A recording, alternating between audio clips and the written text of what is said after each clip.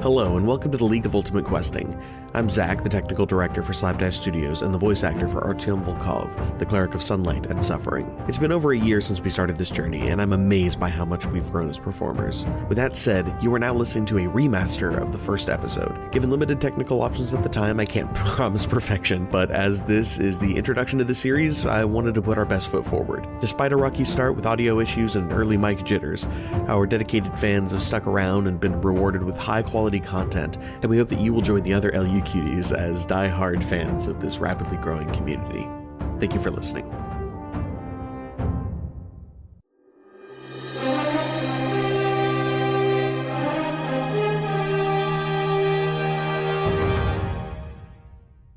It's the new entertainment craze sweeping the kingdoms from the frozen fields of Whitefall to the sparkling spires of Den Macinar. This is the League of Ultimate Questing, where real heroes test their skill and steel against the great challenges this land has to offer. Brought to you directly to your home via scrying magic, courtesy of the Nexus Enterprise. Leaders in the fields of adventure entertainment. No dungeon too dark, no quest too questionable. Teams from all across the land compete for ranking, facing off against deadly foes, dangerous delves, and sometimes each other. I'm Kip Killigan, voice of the LUQ, sworn servant of the Nexus organization, and your man on the field. Joining me today is the one and only Raphael Preakness, or as you know him, Stormclad Thundertongue, one of the first and greatest of the league champions, retired with high honors. Honor to have you here today. Happy to be here, Kip. Now we're taking a look at the newest batch of hopeful adventurepreneurs vying for entry into the elite ranks of the LUQ team base. What do you think of this year's newcomers, Storm? You ever seen pig's flesh getting prepared for an abattoir? I can't say that I have. Well, that's what I'm seeing here. Boy, Storm, you sure do paint a pretty picture. Yeah, that's what I'm here for, but let's be honest, all this 1,000 gold for entry stuff is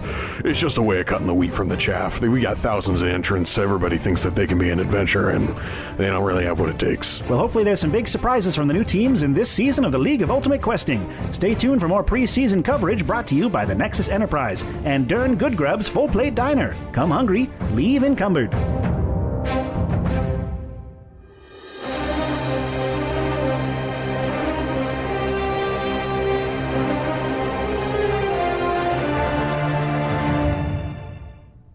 The port city of Lucinili on the ivory coast of Leone, the city with two faces.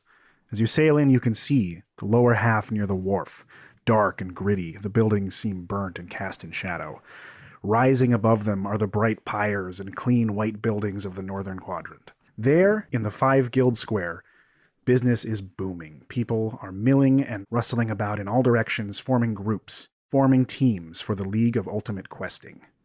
And the camera zooms in on a small fellow, wearing a fine black suit with gold trim, double-breasted. A massive golden bow tie matches the color of his sleeked-back golden hair.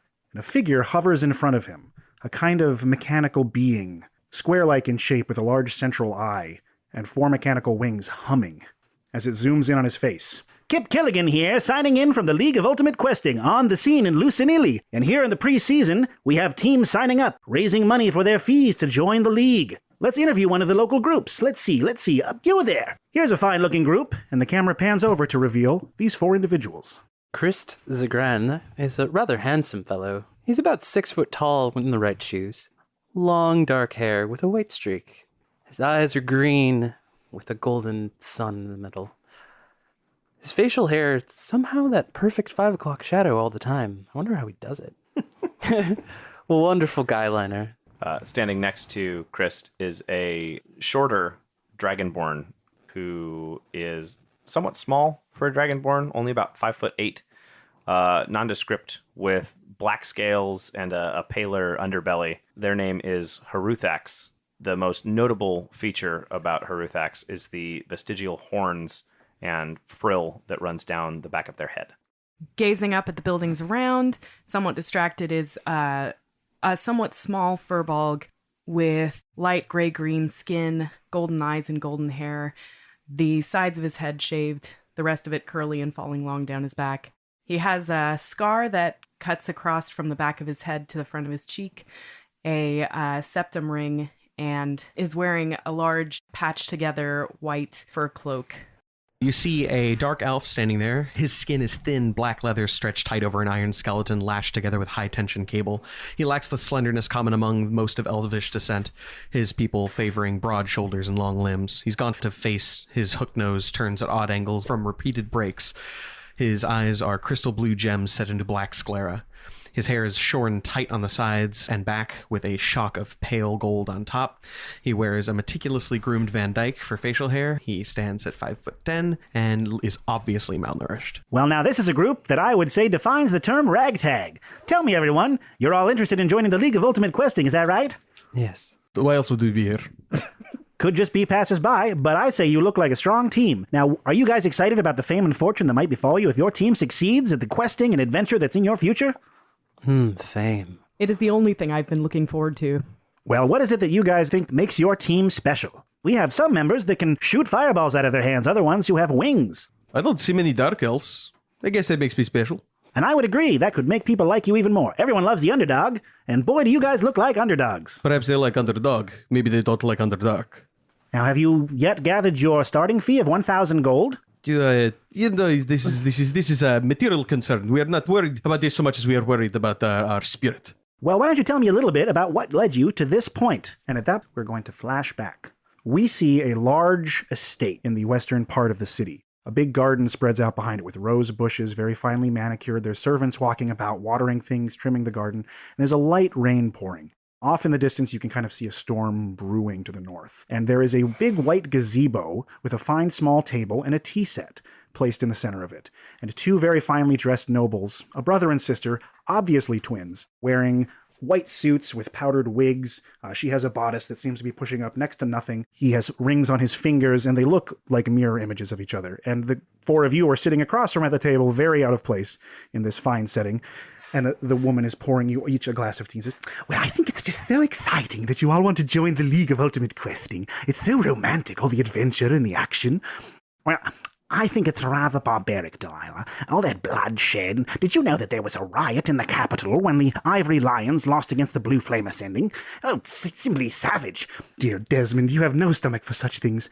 Well, I understand that you guys are looking for a little bit of income in order to start your team. We might be able to offer you a job to help you finance your hopeful endeavors.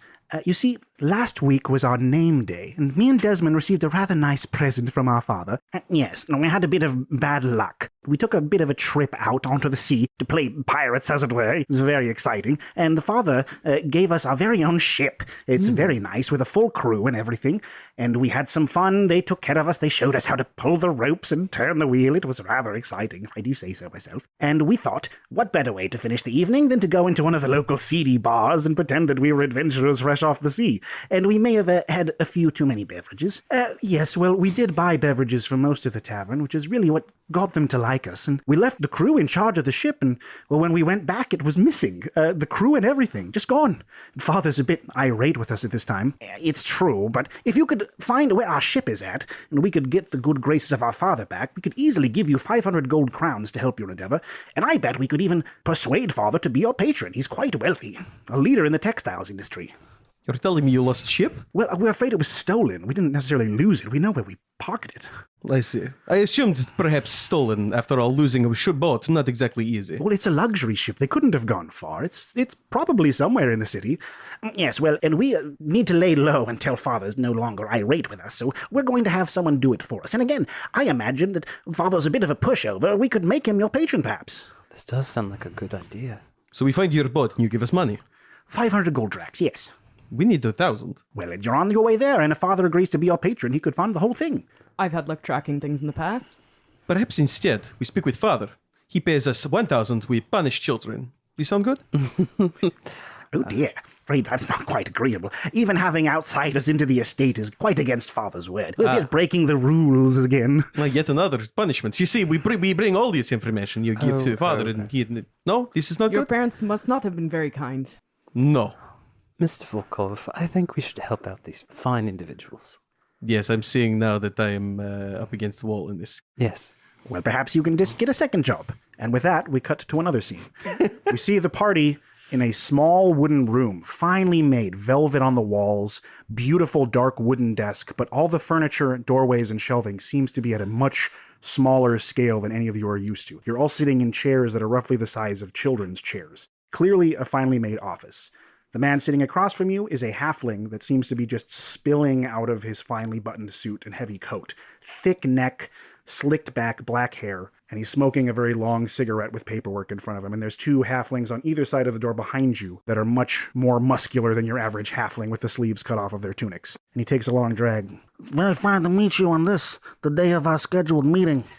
I apologize for the blindfolds that you had to wear in order to meet me here today, but I'm a man of very specific business practices that require a little bit of secrecy, if you know what I mean. My name is King Squeak.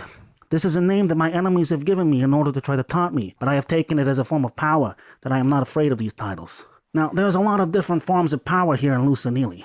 The gods control the law, the merchants, they control the guilds and the business. Well, King Squeak, he controls everything from the belt down. Now, I have a rival gang here in town, and I don't like the term criminal very much. There are people who use this word very loosely. My rival gang is definitely a group of criminals. One of the reasons that they have been so successful in their endeavors is they have a ledger.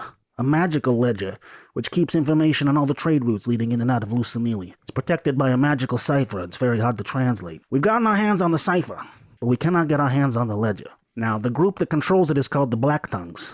You might have to go into the seedier parts of town, but if you can get for me this ledger, I will give to you 500 gold coins, and perhaps be your patron. Although if I do, I would suggest you bring a halfling onto your team. We need more representation, especially with the League of Ultimate Questing. I'm concerned about the prospect of halfling. You see, these chairs are incredibly uncomfortable. Is there maybe a fulling we can take on? You know, the term halfling, I think the humans invented it to say that we are weak, when in fact I think we are halfway to perfection and humans are garbage. I could very easily convince my business partners to put forth the coin for your patronage if I could get a little more representation. If you need to get in touch with me, simply look onto the streets. If you see a halfling, I can assure you he is in my back pocket and can send a message to King Squeak. Perhaps we get two halflings, make one fulling. Here he goes again. I have a lot of business to engage in today. Bruno, the blindfolds. And with that, we cut to another scene. There is an old man wearing fine, shining knight's armor. He seems to have aged and minimized in size inside of what was once his youthful armor, for sure. But he's wearing the markings of a local town guard, the Tower Guard. It looks kind of like a coin that's been pressed on a railroad track, a very long, thin silver strip, and his is marked with lots of embossment showing that he's a very high-ranking soldier. He has a long mustache that hangs down, and as you're kind of standing around him, you're in front of a training field with a group of young soldiers and squires out in the mud, just beating the hell out of each other with wooden sticks. And he's shouting a few commands at them. All right, lads. Just one more round of the routine. Mind your forms, and William, stay high. Decapitated soldiers don't care if they get a blow to the eggs. So, young adventurers, is that right? Yes. Looking for a bit of coin to join that League of Ultimate Questing. Yes, of course. Oh, I did a little bit of adventuring in my day, you know. Seen my share of dungeons and high sea adventures, but, well, I'm a military man now, and my retirement is coming up quite soon. But I'm afraid it's a family tradition that, when one of us retires from the military, we have the old family blade. Seems the thing's been buried in the family watchtower for quite some time. It's up on Brightwater Bluff, And you're hoping for somebody to bury this blade in your chest so you no longer have to live as weak old men, yes? Oh, my goodness. I'm afraid if I ever get a blade in my chest, it'll be on the battlefield. That would be the ideal death for me. Not my family blade, though. Thing's rusted and dusty as all hell. Now, many of the buildings in Brightwater Bluff are being bought up and broken down by noblemen who are taking the land and turning it into some sort of endeavor. I don't know. And in some time, they're probably going to destroy my family's old watchtower. It's completely abandoned, a little ways out of town. And if you can go there and just retrieve my blade, it's probably down in the catacombs. Just old family burial room. No more than 20 people got buried there. We bought an estate in the city when we all joined the military. I'm afraid I can only offer you 250 gold pieces until I get my coin from my retirement, but that's still a ways off. But I do have the local smithy and could get you some very good deals on starting equipment. You need good armors and weapons in order to succeed in such things. And still, this is the kind of thing that we'd actually be proud to do. Would you not be proud to find boat? Some rich children lost their boat. It's fine. They're a means to an end, but this could be a great boon for all of us. Who would prefer to avoid the ocean? Well, I am afraid you'll have to wait a few days before you can get there. Brightwater Bluff is under quite a bit of construction, and some of the buildings are being torn down. So unless you have a special permit of construct from the guilds, you can't even get there for at least a day or two. But it'll be pretty clear when the gates are open. My equipment is garbage. Any opportunity to get something better would be much appreciated. There's no finer blacksmiths than here in Leone. The Ivory Coast is known for our fine swords and thick armor. You say blacksmith. These smiths are very light in skin. From what I know, darkest smiths live in the caves. Well, I imagine someone of your complexion has a quite different scale of measurement. Indeed. Well, think it over and get back to me. And at that, we find the group sitting in a tavern thinking about the things they have done. They have been hired by the twins Desmond and Delilah Salvadon of the Noble Textiles House to find their missing ship called the Oaken Swan. They've been hired by a crime lord named King Squeak, who leads a guild of halflings, to find a ledger from the Black Tongues. And Sir Arnson Eldenborough, who is a retiring knight, is offering you 250 gold to get his family blade from their old watchtower on Brightwater Bluff. So you guys were in the Silver Precinct, which is where all the military buildings and the governor's mansion and the Navy offices are. And you went down south to the Barrow Blocks, which is the slummy, dreggy side next to the wharf. And the first tavern you walked by, you assumed it was a tavern. There was music coming from inside. There was a little bit of raucous laughter. Didn't have a sign. There was just a large wooden emblem of a curled mustache hanging out on a pole. And as you went in, the building wasn't very busy. There was definitely some patrons drinking ales, and the man behind the bar was a very svelte, well-dressed half-elf with a large curled mustache, just like the one on the sign.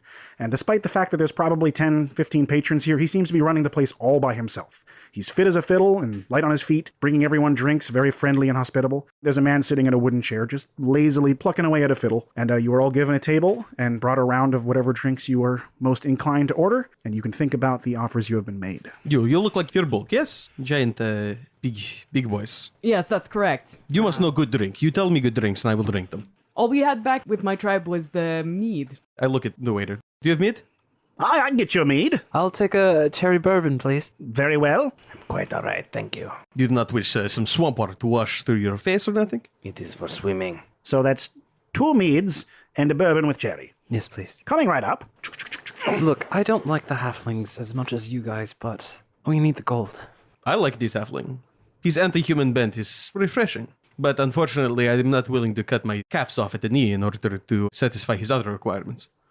I worry that if we allow the halfling to join our party, we will be under the thumb of this Squeak man. So you'll absolutely be Agreed. under his thumb, but it is tiny thumb.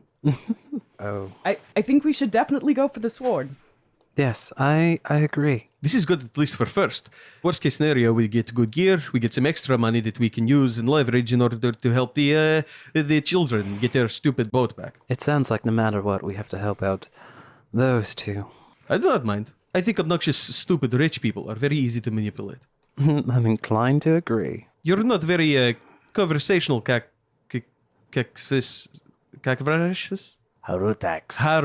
yes. Artifacts.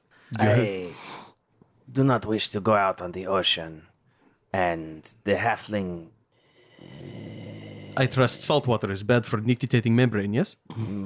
Yes, but also deep water is not my style. Deepest water I have seen is pond. So trust me, I understand your fear of oceans. And at that, a series of drinks are brought out on tray. All of you have your requested beverages slid before you, as well as a plate of warmed bread with some kind of weirdly dark-colored butter. Is bread. Is this, hey, is this free? On the house with your beverages. Help yourself.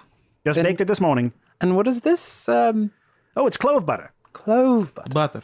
Okay. The only butter I know is far too expensive to buy. We cannot afford this. Well, you don't have to have it. This is free. Yes, enjoy. I just take like a heap imagine. of butter and just slather it like way more than any normal person should onto a chunk of bread and immediately just start devouring. It is decadent.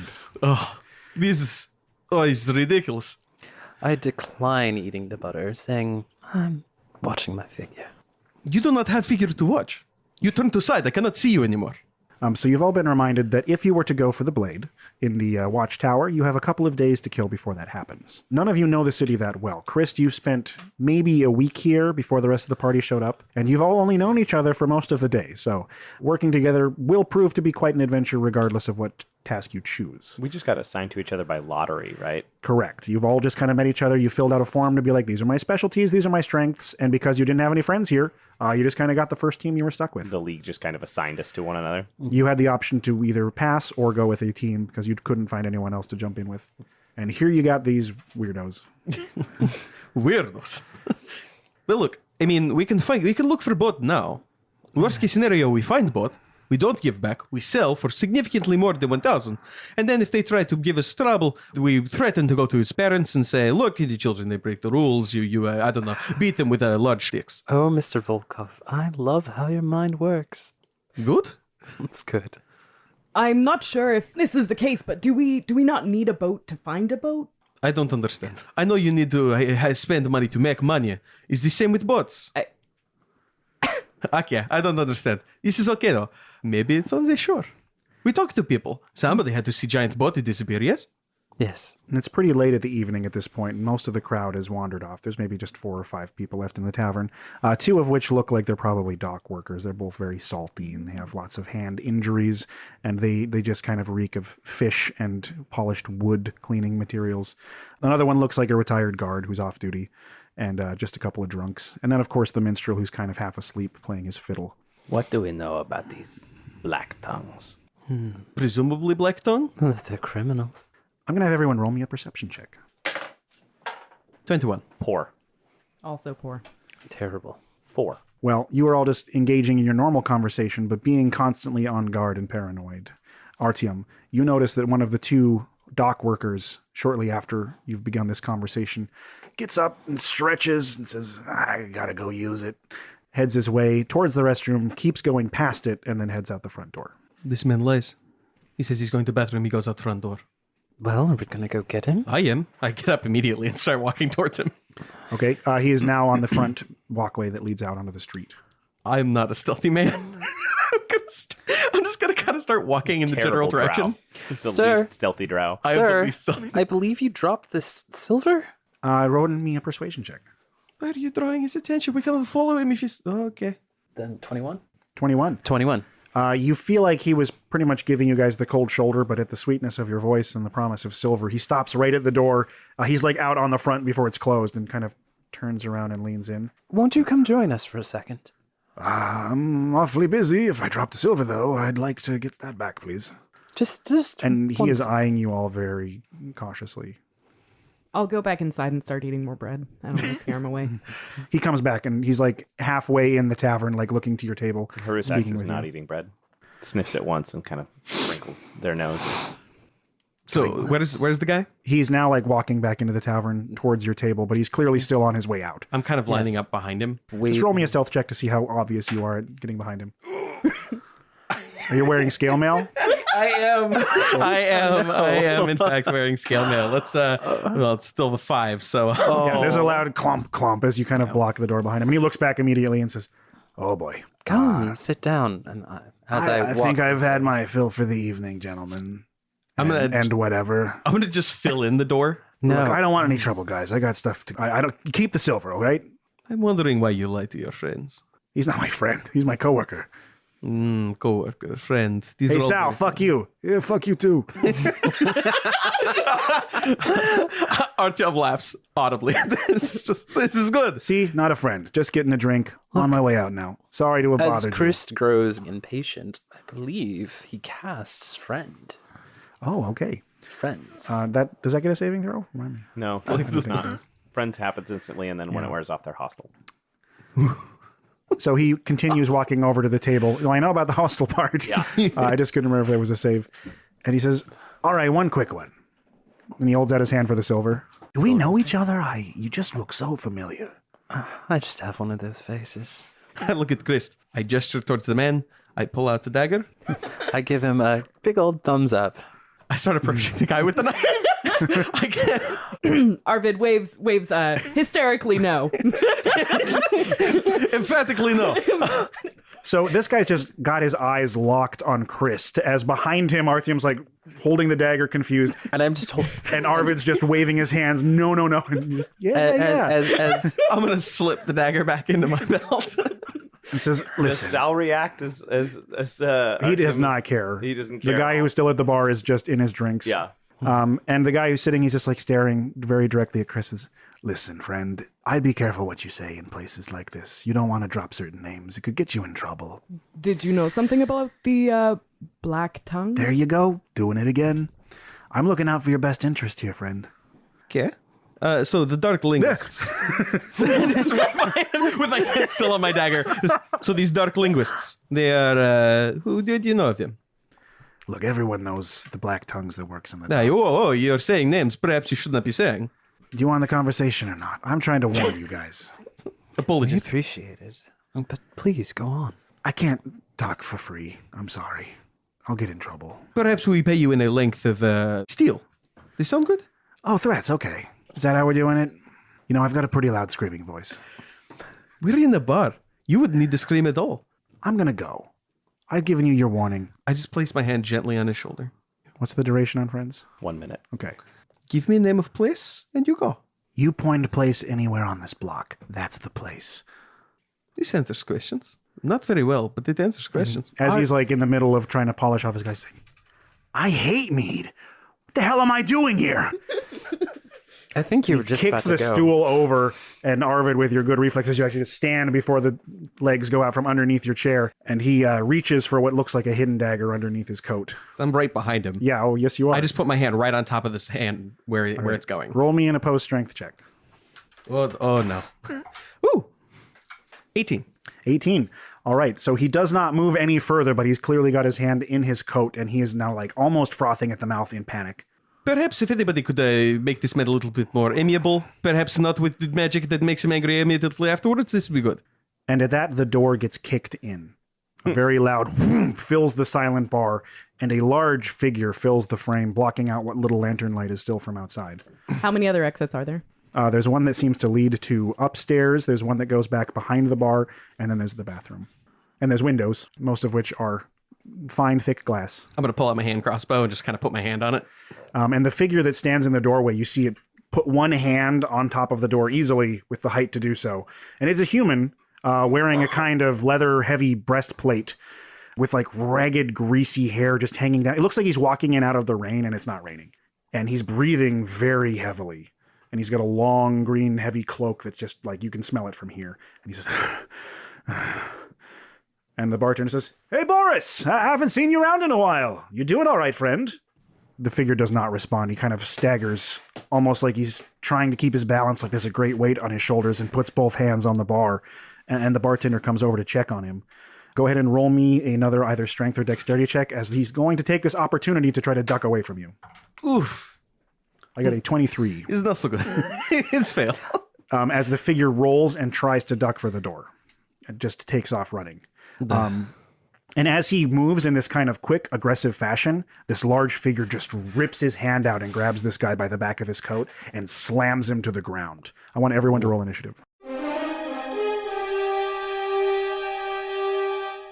And now for a word from our sponsors. Hi, I'm Squamthrall from Fiends for Life. Did you know that every year over 140 young warlocks go without a patron? For just 1 gold piece a day, you can help the charity that's been pairing potential patrons with their conduit for over 3 millennium. We offer them protection from the hardships of the world, like resistance to fire damage and temporary hit points. To make your donation or find the fiend of your spellcasting dreams, call today. Fiends for Life, taking dreams and sending them to hell. Hey guys, Lon Zach here. Game Night Lounge is Portland's first full-service board game bar. With local beer and cider on tap, a diverse bar with clever themed cocktails, and a menu of unique pub fare. Open 7 days a week in Portland's historic Williams neighborhood, with over 700 board games to share with your friends and family for just $5 all-day cover. Minors are allowed until 8 p.m. Visit pdxgamenight.com for hours and information about the unique local business that's quickly becoming many people's best-kept secret. I've been there numerous times. I live, like a handful of minutes away? Real close. Real close. And I have spent, every time I go, I end up spending way more time than I should there. Honestly, everybody's really friendly, really welcoming. The food is unbelievably good. And there's absolutely no reason not to go, especially if you love board games and just a nice atmosphere and cool decorations and everything. Follow PDX Game Night on Facebook, Twitter, and Instagram. PDXGameNight.com. That's PDXGAMEKNIGHT.com. Thank you again for listening to the League of Ultimate Questing. As I re-edit this earliest episode, I am staggered by how far we've come. If you're curious about the show or the cast or the world, check out our special Q&A episode, The League of Ultimate Questions, which falls around episode 22 on the timeline. If listening to this you'd like to jump ahead to a point where we're out of our awkward early stages, you can jump right on in at episode 53, Annual Dexterity. This is our anniversary episode, and it is a solid jumping off point for new fans, with new music and updated effects. I truly appreciate all the support that we've garnered, in particular our legendary team of Patreon subscribers, people who donated $25 or more to our studio. That's Jeff Ammons, Dave Mlodinoff, Isaac Davies, Jack Phillips, Christian Wiseman, Zan Cam, Jen Finch, Erie Luna Rose, and Maisie. I cannot thank you enough, but without further ado, let's get you back to the action.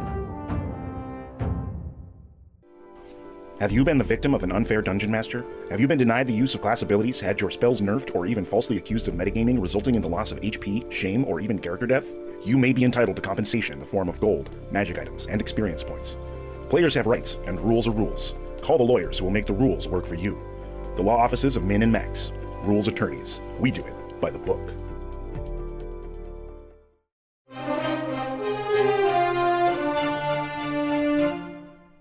All right, so what is everyone's initiative?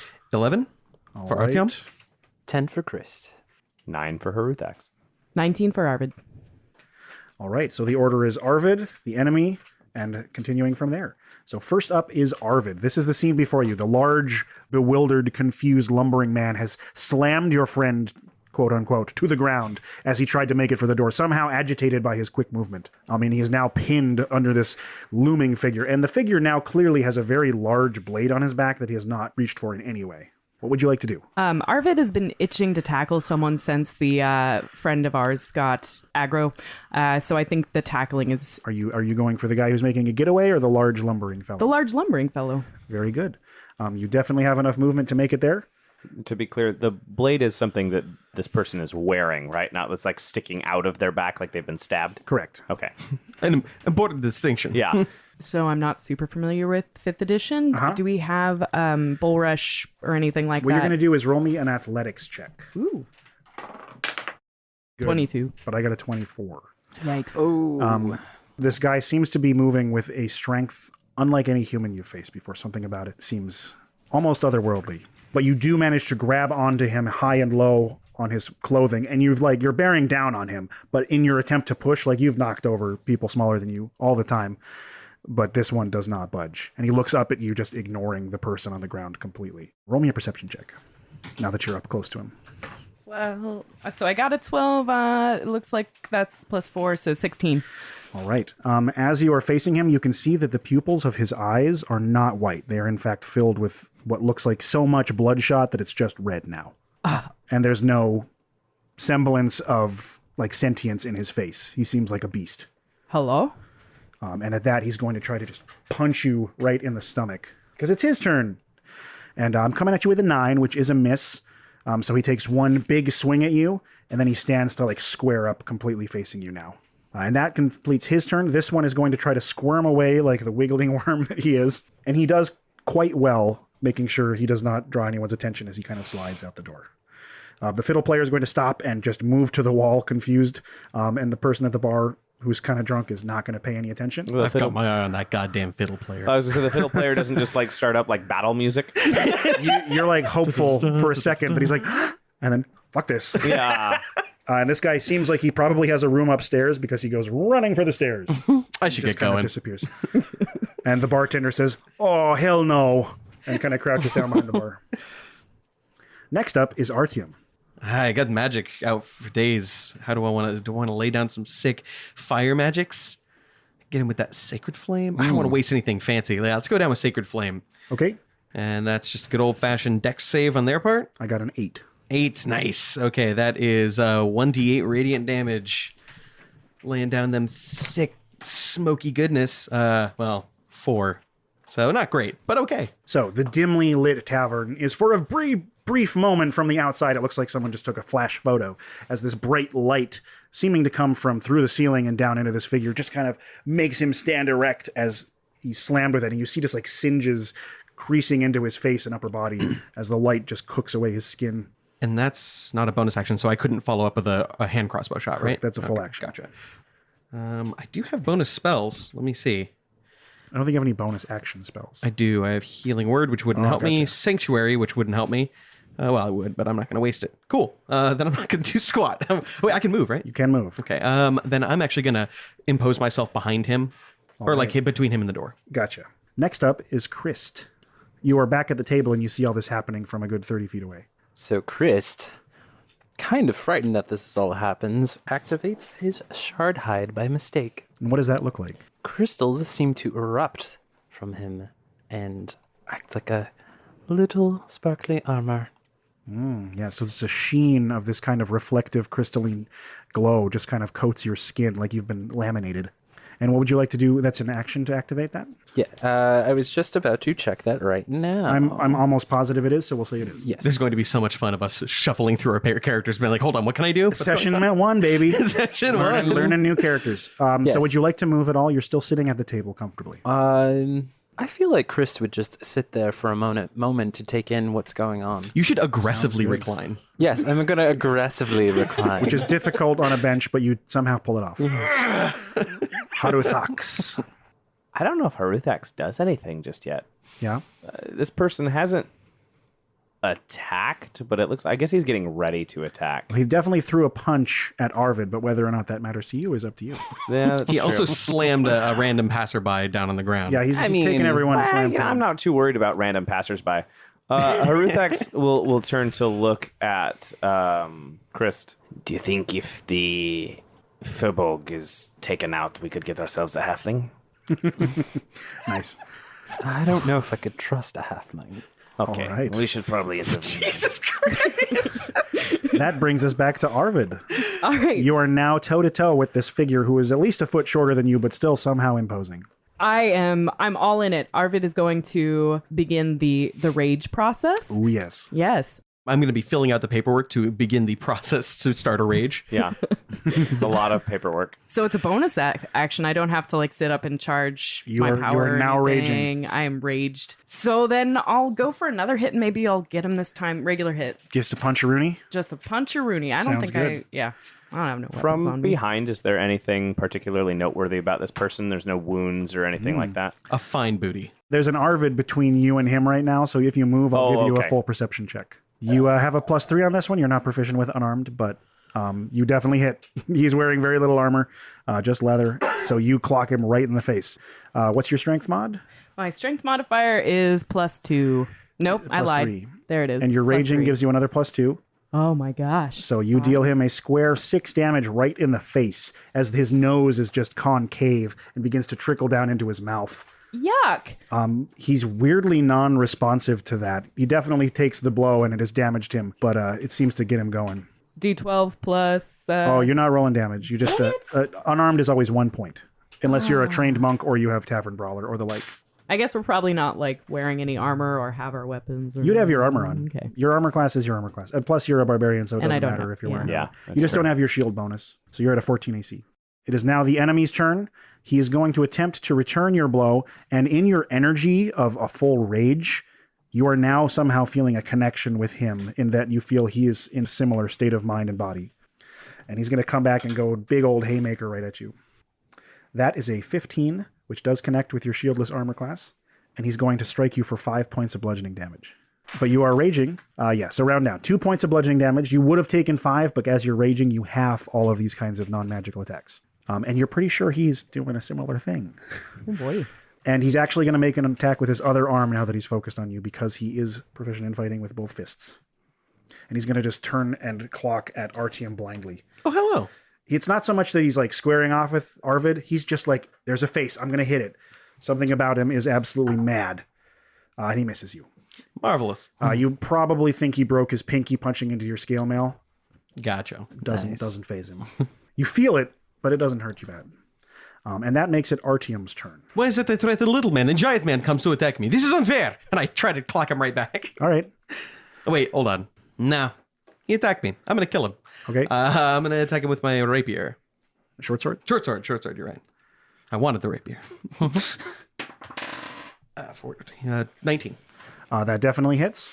Lovely. And that's going to be 9 damage. Very good. And roll me a perception check while you're up close to him now. Can do. 13. 13. All right. Yeah, something about him is just off. He's not acting normal at all. Can I use medicine instead? Sure. Please do. And this is diagnostic. Okay. Ooh, 20. Natural 20. Natural 20. Plus 4. Oh, yeah, so you're using your ability. Yeah. And this is actually something that you would actually probably know a little bit about. As you're like looking him over to being like, what the fuck is this guy's problem? Like, and you're also looking for a vital spot to stick your sharp piece of metal. You notice what looks like a tiny, like a feather sticking out of his neck. And you can see all of the veins around it are at least 3 tints darker than the rest of his body. Pull the feather out of his neck, telling everybody. Oh, you say it out loud. Yeah, as my bonus action, I'm shouting. Like, okay. Artyom has told everyone to pull the feather out of his neck, whatever that means. Okay. Christ. So, Christ announces, okay, I will slow him down. And the air grows cold, and he gives him an icy stare and casts Frostbite. Very nice. It's a con save. Yes. I have a 14. I think your DC is 13. You do see the permafrost begin to collect. It should be on the second page of your character sheet for future reference. You see the permafrost start to form on him, and he just kind of shakes and just flicks off of him. Damn it. Turning into mist in the air. Would you like to move at all or stay at the table? Yes, I would like to move back up a little bit because he seems going dangerous. further away. Got it. Seems dangerous. So you hug the wall, which was already pretty close to you. Mm-hmm. Haruthax. How badly damaged does this guy look? He's got a concaved nose, and he's got now a huge like gash in his side from where a short sword met him. He's weakening a bit. Okay. How's the bartender reacting to the brawl that's erupting? It sounds like he's rummaging for something. It sounds like he's rummaging for something. Okay. He's behind the bar fully. Haruthax will... I don't know what my material component for this is. Just a second. I need to look this up. I specifically like the idea that you're like, you know what? Hold on. And you just pull out a little booklet and you're got like bones and like dead insects. You're like rummaging through. Haruthax actually is exactly doing that. It's rummaging through some dead insects and has this little tiny glass vial which they shake, and they can see inside there's a little flea that jumps in response and nods, and then incants a spell, and the little vial glows just a little, and a swarm of sort of conjured insects fly out and infest this guy. What's the range on that? 30 feet? Sounds right. And the DC? 13. Yep, DC 13 Constitution save. We are looking at a 21. I'm rolling quite well. Okay. All right. He is in fact covered with biting, stinging bugs and cold magic, and That'll calm him down. It just seems to be riling him up even more. It's like, don't worry, we're support. Just pissing him off furiously. Interesting. Thanks, everybody. Arvid. I'll make an attempt to pull out the feather. Okay, roll me an athletics check. You are at advantage because you are raging. He's going to do an opposed one, and he's at advantage because he's raging. I rolled dookie. Oh, you rolled shitty too. This is a scrambling match. Yeah, just slapping each other. No, leave it alone. It's mine. So that's a total, with the 5, that's a total of 12. All right, you beat my 10. Yes! Nice. As you just like literally like grab one shoulder and pull him close and then rip something out of his neck, and it like feels like a fish hook, like it's stuck in there. So you open an artery in his neck as you rip it out. But immediately the blood that's flowing out, you can see, is just like dark and viscous and tainted. And that'll make it his turn. So he's going to go one last round of Crazy Town before he starts to pass out from both blood loss and the having something ripped out of his neck. So he is going to actually not grab his sword. He's just going to once more try to grab the two of you and just sort of slaps you together. Now kiss! So he's just going to do an unarmed attack on each of you, flavored by smushing you guys' heads together. Coming in at Arvid, that is a 20 total, and an 11 for Artyom. Not me. So that's a hit and a miss. So coming for you, he doesn't quite get a grab on your armor, but he does get Arvid and just brings his knee up instead. Yikes. Dealing you a rounded down, that is 4 points of bludgeoning damage. As you take a huge blow to the knee. Even with the resistance thing you're saying, rounded Well, it down. would have been 8, so now it's 4. Because I rolled max damage. So yeah, he gives you a good one, and then he just kind of slumps to the ground, passed out. And at that, the bartender pops up with his crossbow and says, all right, no, You shoot me now. the bloody hell happened to him? He's fine. The feather made him crazy. We take the feather out. He's okay. And he's just wheezing and bleeding out of his neck. Just, He's okay. By the gods! Combat's over. You now have a bleeding figure on the ground between you. It looks like the bartender sort of slides over the bar, Dukes of Hazzard style. Can I have feather, please? I'm going to give it a little taste. Okay. It's just like drenched in blood. See what's going on. 16? Poisoned. He's poison. It's a kind of poison you're not familiar with, but you could definitely... It has like that lingering palate of the kind that fucks with your head. Let me see it. Some kind of psychological poison. Out of nowhere, Arthox is just like... Yeah, Heruthax is right there. Just takes it, and can I make a medicine check to see what it is? Do you have herbalism? Yeah. Yeah, go ahead and try that. Okay. It's going to be a 14. Neither of you can quite ascertain the exact property or names of it, but you can both pretty much agree with your different kind of schools of medicine that this is some kind of drug or poison that would get into your system and just absolutely drive you crazy. It tastes like basilisk's tears. It tastes like, many kind of familiars. The figure's just wheezing on the ground. Can I identify if it's plant-based or anything like that? Or you think this is quite alchemical? I'm going to start taking care of this chap. Sure. Do my whole healing shenanigans. And the bartender is going to attempt to help you by giving you advantage, but it doesn't seem like he's very trained in medicine. Okay. He does bring you like a clean rag and stuff. So I just roll medicine to try and stabilize? Mm-hmm. Okay. Yep. So what is going on with our former friend? Oh, he made it out the door round 1 of combat. 16. Okay, you stabilize him and stop the bleeding from killing him, because in a couple rounds he probably would have bled out. And he's kind of breathing and not quite conscious yet, but he seems stable. I'm going to use Spare the Dying. Mm-hmm. Bring him up to... So he's now at a stable 0. Oh, he's already there. Yeah, okay. That's just where the dying does. It would save you a medicine check is basically how that would work. Woo! But, and that is where we're at. And he says, I've never seen him act like this before. He's actually a very nice man. He works for the Merchants Guild. I assure you he was not in his right mind. No, not at all. I'll hold up the feather. Have you seen this before? It looks, and you can all see now very clearly, it looks a lot like a very, very tiny like blowgun dart. Okay, I was thinking it just was like barbed at the end to make it hard to remove. Oh, that was like a fly fishing lure or something. It looked like it, yeah, except it's more like a tiny blowgun dart with little barbs, so you can't just pull it right out. Okay. Now, somebody wanted this person to get very angry. This is a rough night. People in here talking about the black tongues, and then my friend comes in out of his gourd. Maybe this is new assassination technique. Makes man crazy, sends him after person who talks about the black tongue. The black tongues wouldn't mess with a guild worker. They're pretty protected. Good to know. And the guy's like coming to, and he says, "Where am I?" You're in bar. William, is that you? What happened to you? You went mad. You attacked us. Well, those two anyway. He says, "Pointing at you," and you're just like bleeding from the face. I was unloading a new shipment from Alcara, and I remember hearing a snap when I opened one of the boxes. Excuse me, what were you bringing in? Spices and imported spiced meats. Just another shipment. No psychosomatic poisons, no? No. Okay. Figure I check. They must have missed one.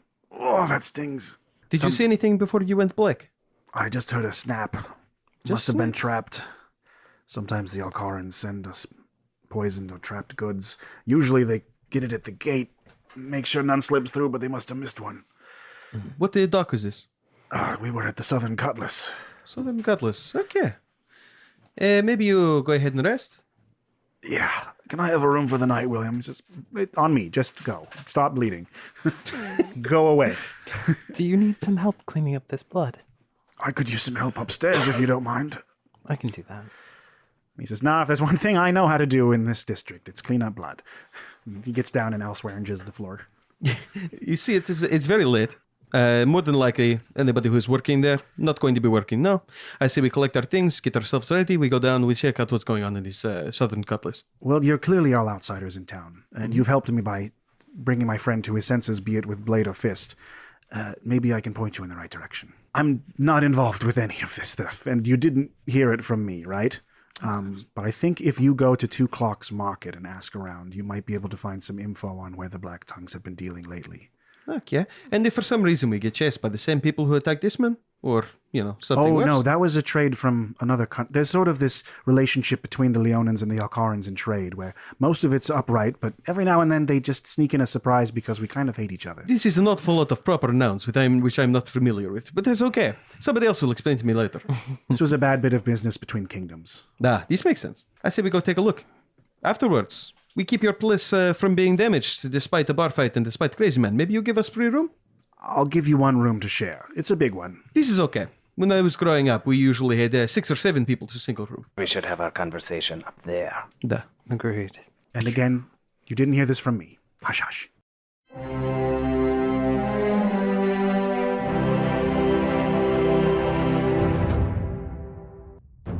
This has been the remaster of the first episode of the League of Ultimate Questing. We sincerely hope you've enjoyed it. The next episode, Pick Your Poison, returns to the older editing, music, and formatting. I am Zachary Barcus, voice of Artyom Volkov, the cleric of Bren, the god of sunlight and suffering.